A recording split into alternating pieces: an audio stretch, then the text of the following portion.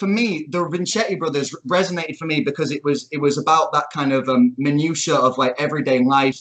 It was about the fleeting quality of memory and all these other things. And those the Vincetti brothers, if they were both made into movies, the Vincetti brothers would have to be a black and white film. The Vincetti brothers, there's a great film. I don't know if you've ever seen it. The first Richard Harris film called This Sporting Life. It's about a rugby player.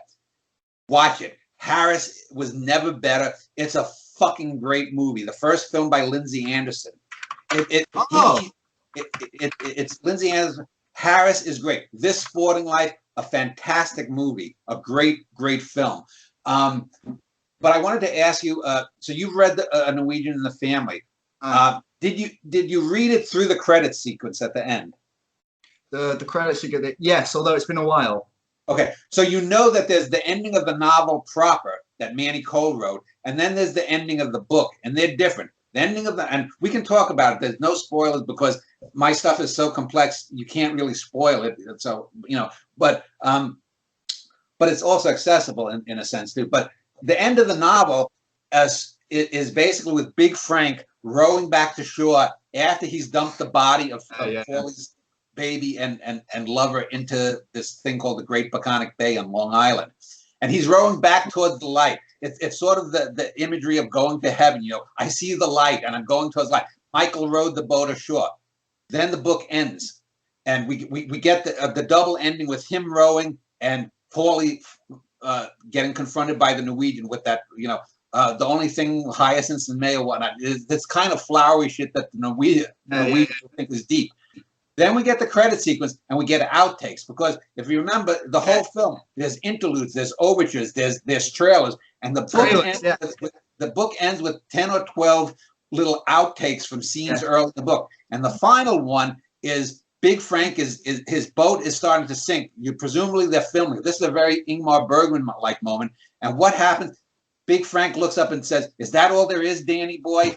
Which means he's pulled us out, and he's talking directly to the author of the work, me. So what is really real in that book? All of the stuff about what I'm critiquing, what the machismo is, all of Bits, tripping through literature with Roger Corman.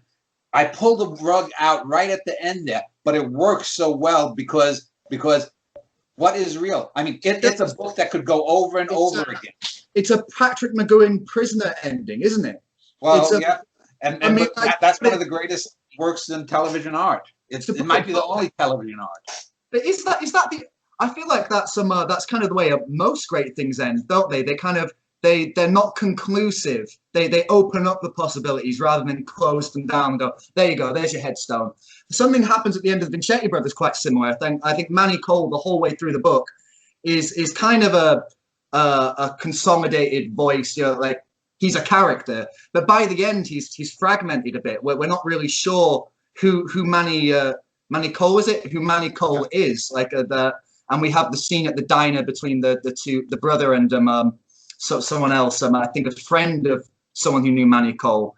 And it's a moment of, again, ambiguity, but not a lazy ambiguity, which goes, I don't know, work out, it opens everything up, and it kind of it makes you ruminate on everything and reflect upon how you're reading. I don't know if I wrote a play. I think it's my 13th play. I know because I just sent it to Don Moss, a really great poet. If you ever want to contact a poet, his poetry book, Dominions. The only book I could say that I would say definitively is probably a little bit better is Hart Crane's The Bridge, as far as book length poem. But Don Moss, he's on my e-list. If you ever want, I can put you in touch with it. He can send you Dominions, his long poem.